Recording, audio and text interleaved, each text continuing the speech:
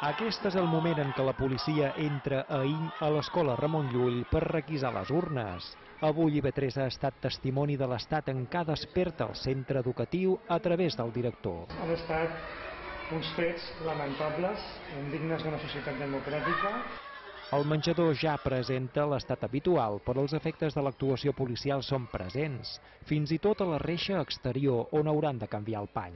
Avui tenien clar que seria un dia especial, que havien d'afrontar moltes preguntes, moltes qüestions, inquietuds dels nostres alumnes, les hem contestat com hem pogut. I és el que han fet amb els alumnes al pati. Hem quedat amb això, parlar, dialogar i no donar empentes, vale? Com a diferents punts de Catalunya, el Ramon Llull ha estat escenari d'una concentració a les 12 del migdia. Aquí hi han participat també els veïnats de la zona. Indignada amb el govern, indignada amb les forces de repressió, indignada amb el que va passar ahir, és que m'emociono, va ser horrorós. Barcelona a poc va tornant a la normalitat després dels incidents d'ahir. Segons la Generalitat, dels 893 ferits, encara romanen hospitalitzades 4 persones, 2 de les quals han estat menys greu.